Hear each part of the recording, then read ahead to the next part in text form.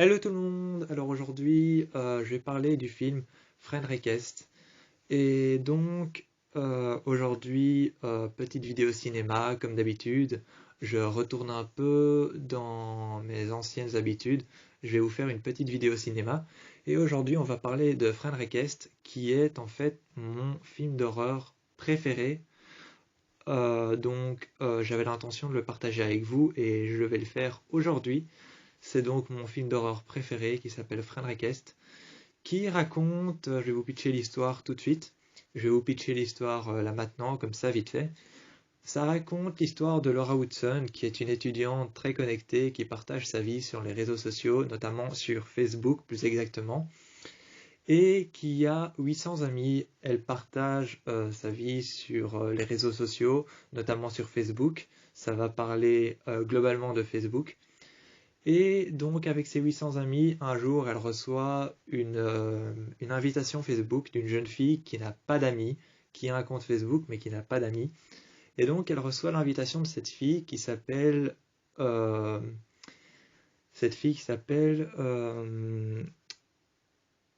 je réfléchis, hein. Et donc, globalement, elle va recevoir sur sa plateforme à elle, sur son compte à elle, elle va recevoir une invitation de Marina. Voilà, je suis retombé sur son nom. Donc, elle va recevoir l'invitation de Marina, une élève qui est introvertie, qui est seule, qui est renfermée sur elle-même et qui n'a jamais eu d'amis, qui a toujours été toute seule. Elle va donc recevoir sa proposition d'amis, sa demande d'amis sur Facebook, va l'accepter par gentillesse, mais va se rendre compte que très vite, cette soi-disant Marina, qui n'avait jamais eu d'amis, eh bien, va finir par se donner la mort. Cette soi-disant Marina va se donner la mort et suite à sa mort va se produire des événements surnaturels inexplicables, d'où Laura qui va finir par comprendre qu'elle a libéré une force surnaturelle en acceptant sa demande d'amis. En acceptant sa demande d'amis, elle va comprendre qu'elle a libéré une force surnaturelle qui serait peut-être probablement liée à Marina qui s'est donné la mort.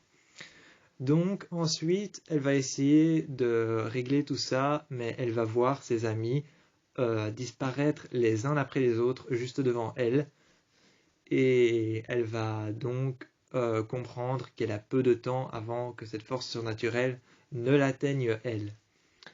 Le film est entièrement basé sur les réseaux sociaux, notamment plus la violence sur les réseaux sociaux. C'est le message qu'il veut faire passer. Et c'est pour ça que c'est mon film d'horreur préféré, parce que je trouve que c'est un message très émouvant et très compatissant en fait. C'est un message très compatissant, très émouvant, mais le film, globalement, ne parle que de ça, mais arrive à faire très peur. Donc c'est pour ça que c'est mon film préféré. Et donc Friend Request, qui a été réalisé, qui a été scénarisé et qui a été produit par Simon Verhoeven. Donc je crois pas que je prononce bien son nom.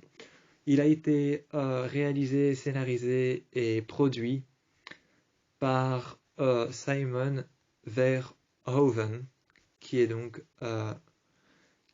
le réalisateur, le scénariste et le producteur de ce film.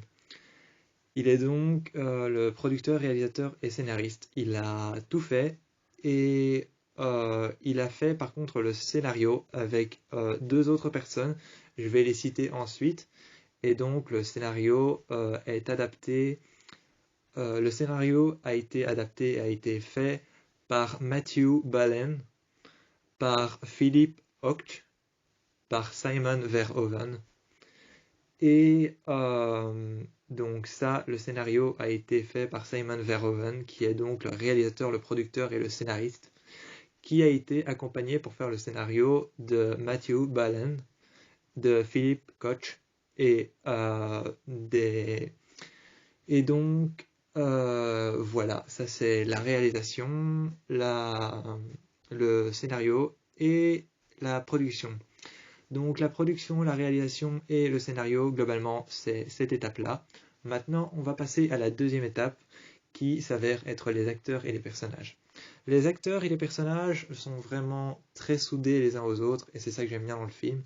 c'est que globalement dans les films d'horreur, je vais pas dire les films d'horreur normaux, mais les films d'horreur de base, qui ont un... Je vais vous sortir le pur cliché du film d'horreur, mais le pur cliché du film d'horreur, c'est un déménagement, une famille soudée qui arrive dans une maison qu'ils n'aiment plus, et cette maison finalement qu'ils n'aiment plus, ils en déménagent, ils arrivent dans une autre maison qu'ils trouvent forcément bizarre, dans laquelle il va se passer des faits surnaturels. Ça, c'est le cliché des films d'horreur qu'on retrouve partout. Celui-ci, je trouve, il est beaucoup plus spécial parce qu'il fait passer il est beaucoup plus spécial et beaucoup plus important parce qu'il fait passer un message très marquant, très prenant, très émotionnel. Mais en même temps, ce message émotionnel a un beau rendu et les personnages ne sont pas du genre à se dire bon, on va se séparer pour trouver la cause de cette force surnaturelle. Ils sont pas du genre à se dire on va se séparer et on va rester chacun de notre côté pour trouver la force surnaturelle qui nous hantent. Ils sont pas du genre à se séparer, ils sont du genre à chercher tous ensemble. Et c'est ça que je trouve très bien joué dans ce film. C'est ça que je trouve très bien joué dans ce film, c'est qu'ils sont du genre à trouver la force surnaturelle ensemble, à rester soudés durant tout le film, même si à la base, tous les personnages sont censés mourir. Friend Request raconte l'histoire de Laura Woodson, cette étudiante qui est donc très reconnue sur les réseaux sociaux, notamment sur Facebook. Le film est d'origine allemande et a été produit par Warner Bros. Productions. On y retrouve dans les acteurs principaux, on y retrouve Alicia Debnam-Cray, on retrouve William Moseley. Donc William Moseley, c'est donc le petit ami du perso de Alicia Debnam-Cray. Ensuite, on a Connor Paolo qui se trouve un peu entre les deux. Et on a Britt Morgan qui, elle, est la meilleure amie de Alicia Debnam-Cray, donc de son personnage à elle. Et donc maintenant, je vais vous situer un peu pour vous montrer qui sont les personnages et quel rôle ils ont à jouer dans le film. Alicia Debnam-Cray, c'est donc Laura Woodson et qui donc est cette étudiante qui partage sa vie sur Facebook. Williams Moseley, c'est son petit ami qui est aussi son prof de surf et qui pendant une seule scène dans le film est aussi médecin. Pendant une seule scène, mais j'y viendrai après, pendant une seule scène dans le film, difficile à dire ça, hein, pendant une seule scène dans le film, on peut voir que l'acteur William Moseley, qui est le petit ami de Laura et aussi son prof de surf, eh bien, s'improvise médecin pendant une seule scène. Je ne sais pas si c'est parce qu'il est étudiant lui aussi et qu'il a des cours d'anatomie. Ça pourrait être une manière de voir les choses, ou si c'est parce qu'ils ont voulu lui mettre un métier supplémentaire sur le dos. Donc, Connor Paolo, par rapport à tout ça, lui, c'est le rôle principal. C'est le rôle principal pour moi parce que c'est celui que j'adore. Mais le rôle principal, généralement, c'est celui d'Alicia Debnam-Cray, qui est donc Laura Hudson.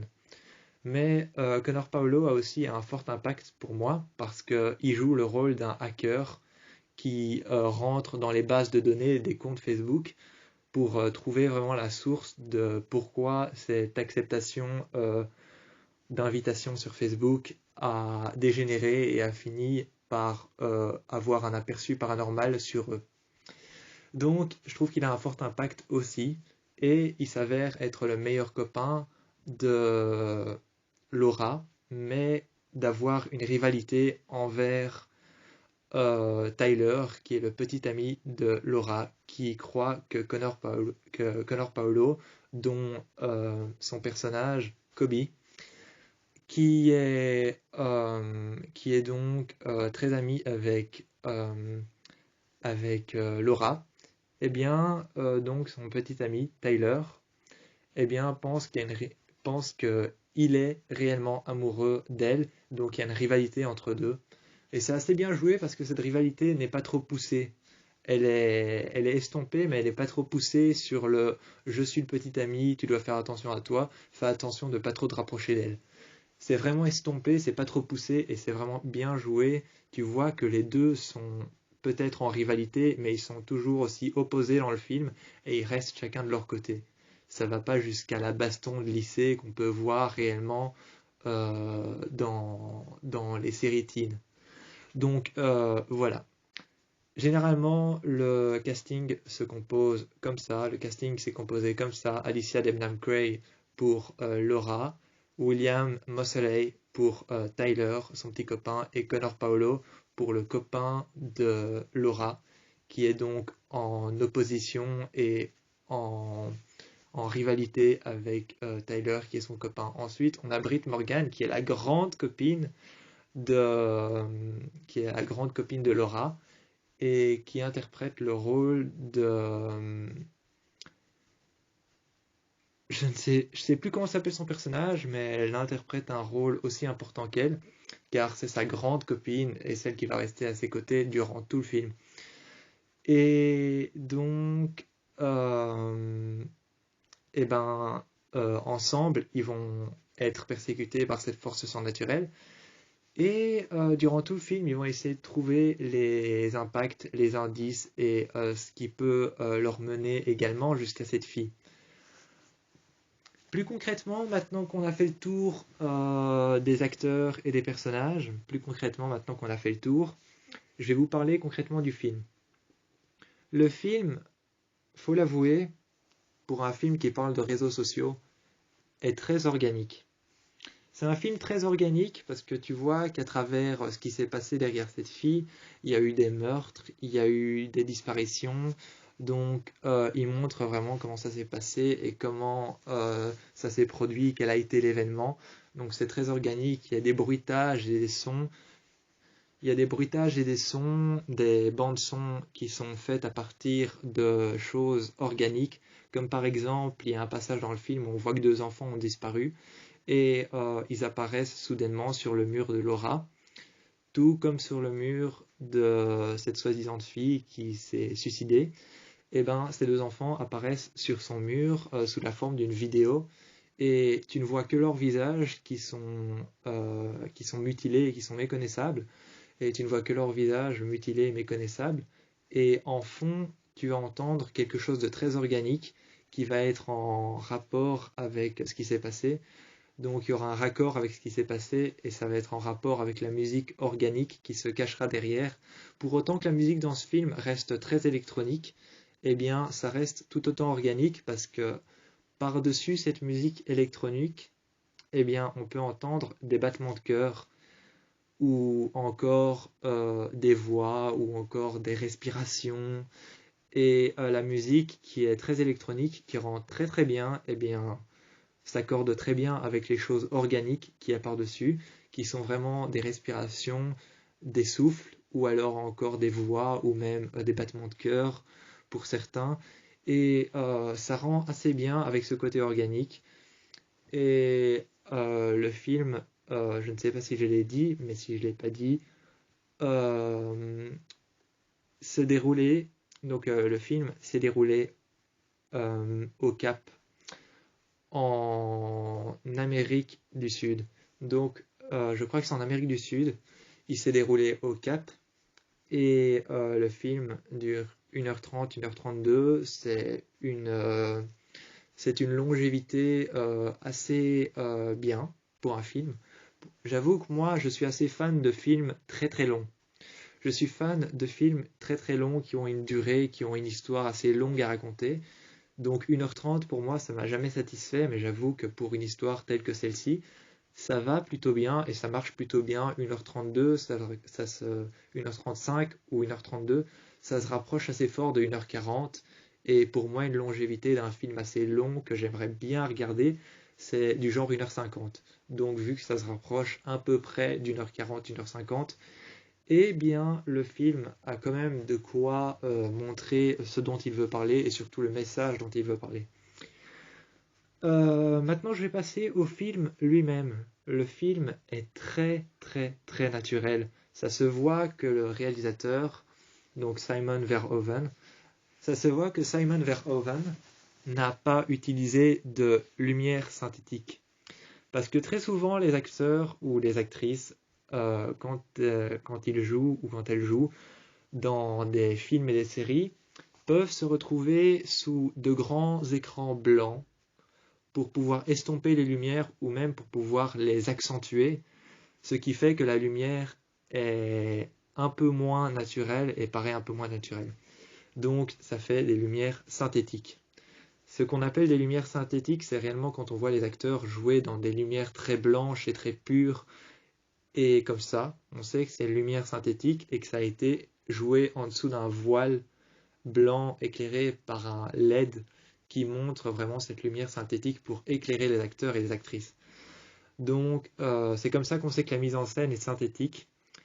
Et ce film, on peut voir qu'il a été entièrement tourné sous la lumière naturelle, parce que dès la première scène qui se passe ça se passe dans une université, dès la première scène qui se passe dans une université, eh bien, on peut voir que c'est pas de la fausse lumière, c'est vraiment la lumière du soleil qui éclaire l'entièreté de l'entrée de l'université.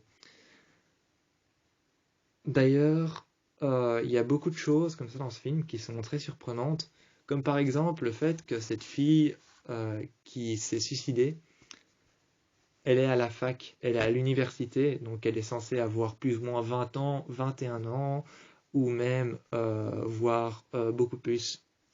Donc elle est à la fac, elle est censée avoir 20 ans, entre je dirais 23 ans et 30 ans. Donc, cette fille est à la fac, mais sur son compte Facebook, quand tu la vois, quand tu vois la photo qu'ils ont choisie de Marina, eh bien l'actrice est métamorphosée en une jeune fille de 12 ans. D'ailleurs, je précise, j'ai dit 12 ans parce que il y a un passage où elles regardent tous ensemble, toutes les filles, regardent tous ensemble le compte de la jeune Marina, et il y en a une qui dit exactement, il y en a une qui dit exactement, on dirait qu'elle a 12 ans. Et c'est justement ça qui fait peur, c'est qu'on dirait qu'elle a 12 ans, mais en fait elle est à la fac. C'est ça qui fait peur, c'est qu'elle doit ressembler à une adulte de 20 ans, 21 ans, voire même 30 ans ou 28 ans. Et on dirait qu'elle a 12 ans, c'est ça qui fait peur. Et la peur dans les films d'horreur, la peur dans les films d'horreur se cache souvent derrière les enfants, derrière la maternité. Derrière la maternité et les enfants, la peur est souvent beaucoup plus accentuée, et c'est ce qui joue fortement sur le fait d'avoir choisi une fille très jeune qui a la force surnaturelle de ce film. Notamment le fait que, vu qu'elle est la force surnaturelle de ce film, ça a un impact très fort par rapport à Fred Request, parce qu'en fait, les parents, quand ils autorisent leur enfant à aller sur Facebook, à créer un compte Facebook, eh bien, il y a une limite d'âge, et cette limite d'âge s'arrête à partir de 12-13 ans, voire même 16 ans, pour ceux qui vont sur Facebook, et donc tu es obligé d'avoir 16 ans. Donc les parents ont toujours peur pour leurs enfants, donc forcément la force surnaturelle qui s'avère être cette jeune fille qui s'est donnée la mort ressemble à une enfant. Et donc ça a un impact très fort, notamment cet impact-là qui est très fort et qui je trouve est très marquant par rapport à l'histoire. Donc forcément ça a un fort impact, et maintenant je vais rentrer dans la globalité du film, mais bien avant je vais parler de comment j'aperçois le film de manière esthétique. Je vais parler de comment j'aperçois le film de manière esthétique parce qu'il a un esthétique très particulier pour un film qui est assez organique, assez, euh, assez électronique et qui joue sur l'amitié, la protection et le harcèlement sur les réseaux sociaux. Il a une esthétique très particulière qui donne vraiment envie de rentrer dans l'histoire et de poursuivre les personnages. Notamment l'entrée de la toute première scène qui donne très très bien et qui a un esthétique très particulier. J'en parlerai ensuite, mais je vais donc maintenant parler plus concrètement de l'esthétique du film qui est vraiment géniale, et notamment les acteurs qui se démerdent super bien, notamment l'acteur Alyssa Debnam Cray qui a joué dans Les 100 et Connor Paolo, qui je trouve est un acteur génial, notamment son personnage qui est super.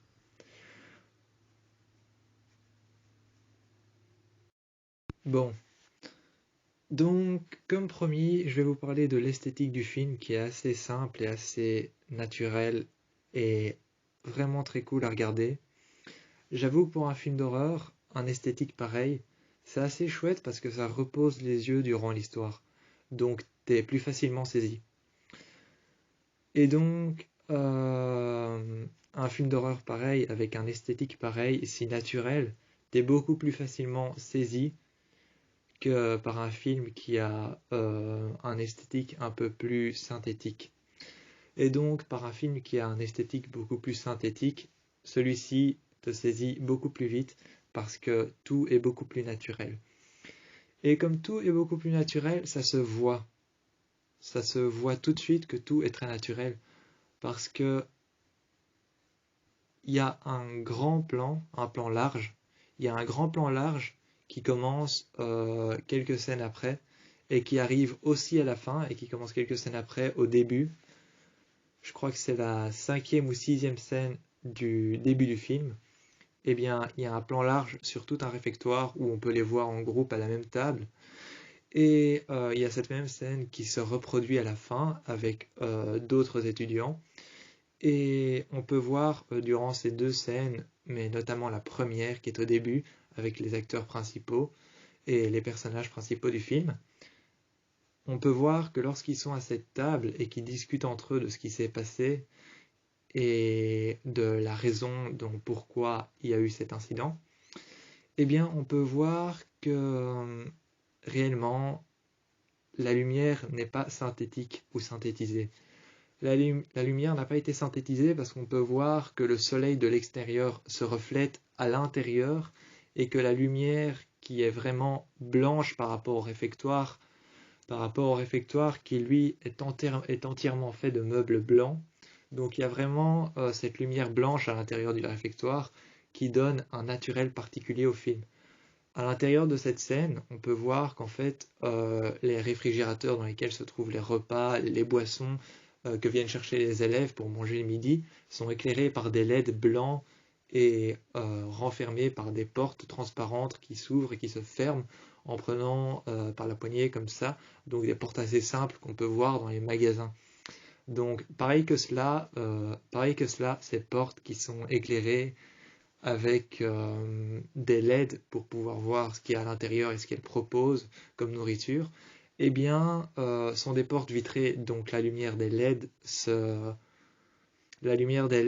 mélange à celle de l'extérieur, qui est une lumière naturelle qui vient directement du soleil de l'extérieur. Et comme tout est blanc à l'intérieur et tout est transparent et visible et assez pur, et comme tout est assez pur, blanc, visible et transparent, eh bien, ça s'éclaircit assez fortement et assez facilement et assez purément et assez facilement. Ça s'éclaire de manière solitaire en fait.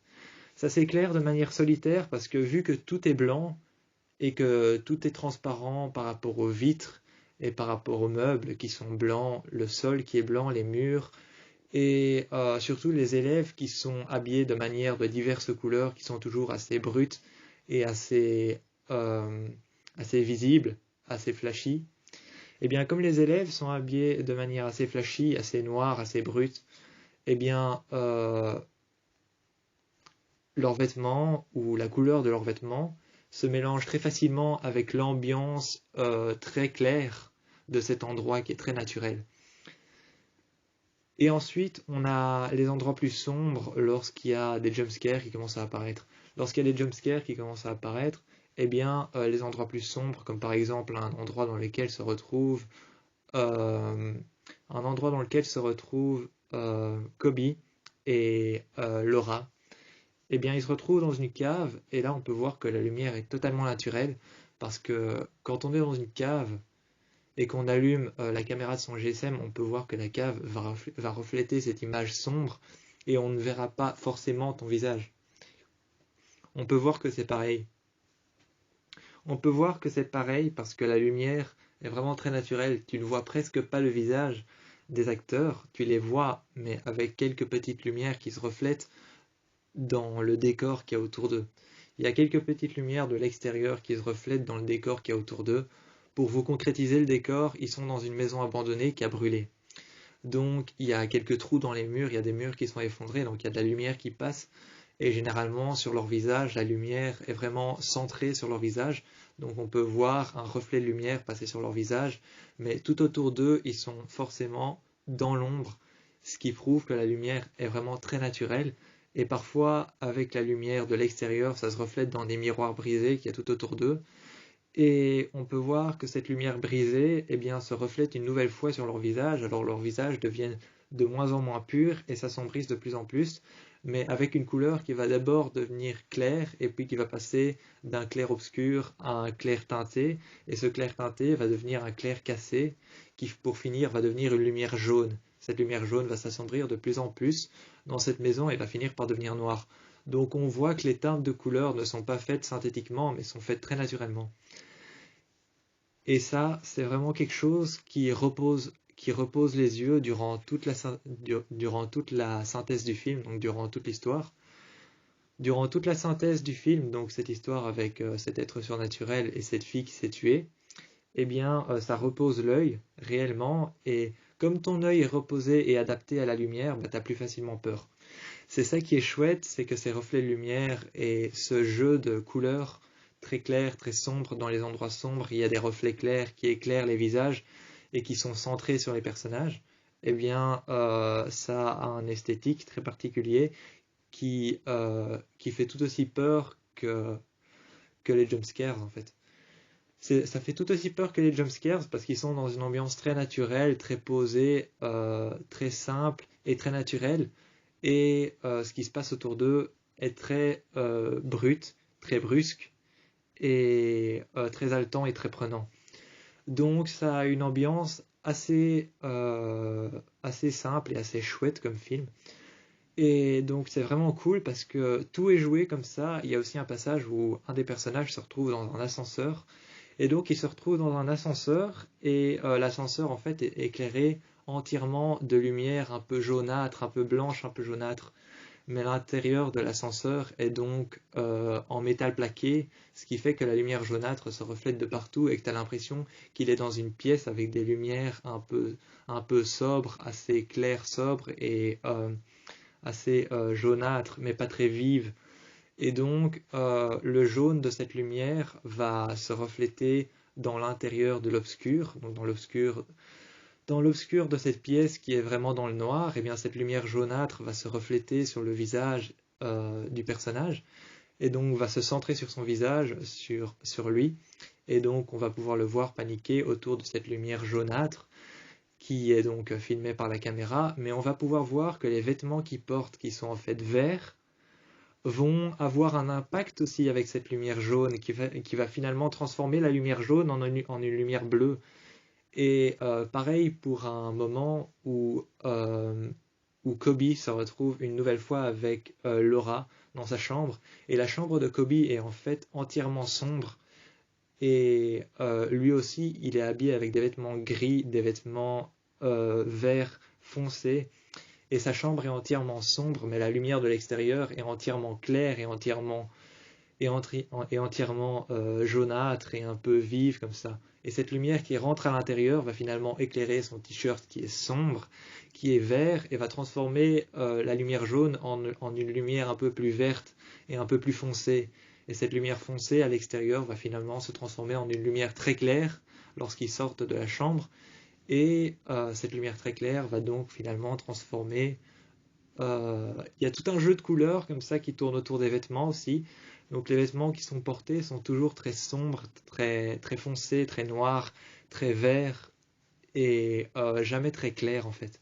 Et donc dans les endroits sombres, cette lumière qui se reflète avec des lumières jaunes et assez claires, mais toujours estompées ou un peu cassées, eh bien transforme la lumière jaune en une lumière verte.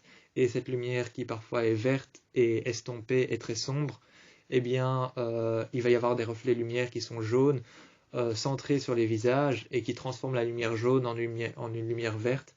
Et donc, tous ces jeux de couleurs qui se disposent les uns entre les autres et qui s'entrecroisent sont assez bien foutus. Et ça repose l'œil parce qu'en fait, tu vois que le film est entièrement naturel. Par contre, il y a une seule chose, je crois que l'appartement dans lequel il se trouve, je crois que c'est un vrai pour le montrer de l'extérieur, mais je crois qu'ils ont tourné en studio pour le faire à l'intérieur parce que les murs et les murs et les endroits sont très étroits, mais la caméra suit le personnage à l'intérieur, mais de manière à ce que tu as l'impression de rentrer dans des murs qui deviennent de plus en plus étroits et de moins en moins larges. Et donc, je me demande comment ils ont fait pour tourner à l'intérieur de cet appartement. Je me demande comment ils ont fait. Je crois que c'est un studio qui a été construit sur mesure et qui a peut-être une caméra qui a été attachée par-dessus et qui filme vraiment en rentrant dans le studio à l'intérieur avec un mouvement de travelling intérieur vers le bas. Je crois que tout a été fait en studio et qu'il y avait une caméra qui suivait les mouvements divers à travers l'appartement avec des travelling intérieurs et extérieurs qu'on pouvait voir se disposer et bouger à travers les murs qui sont vraiment très faibles niveau espace. Donc ça c'est assez perturbant aussi parce que tu te demandes comment ils ont pu filmer un truc pareil, mais je crois que de l'intérieur, le bâtiment est entièrement fait dans un studio, mais de l'extérieur, le bâtiment, je crois que c'est un vrai qui a été choisi au Cap et qui a été filmé pour être l'appartement dans lequel ils habitent en colocation. Donc, donc clairement, il y a un putain de travail dans ce film. Il y a un putain de travail dans ce film qui est bien joué.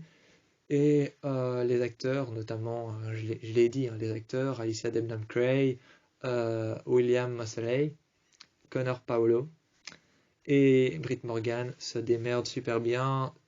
Tous les quatre entre eux, ils ont vraiment un jeu particulier. Ils fonctionnent super bien d'ailleurs. Je trouve qu'ils ont tous un jeu particulier. Alicia Debnam-Cray, elle a vraiment ce jeu de celle qui positive tout même quand ça va pas. Ensuite, on a vraiment William Moseley qui est un peu le protecteur, celui qui protège un peu tout le monde, qui essaye de voir les situations qui vont pas. Ensuite, on a Connor Paolo qui, lui, est juste mon personnage préféré parce que c'est celui qui est un peu sarcastique. C'est celui qui a un peu le sarcasme et qui a un peu l'ironie et qui a un peu la satire du film. Donc, dans les moments un peu, dans les moments un peu glauques et un peu perturbants, il va rajouter une sorte de satire et ses manières à être vraiment ironiques et sarcastiques vont rajouter des moments drôles aux jumpscares et donc tu auras moins peur, mais le film fait tout aussi peur qu'il ne le devrait, donc c'est très amusant et son personnage est assez comme ça durant tout le film.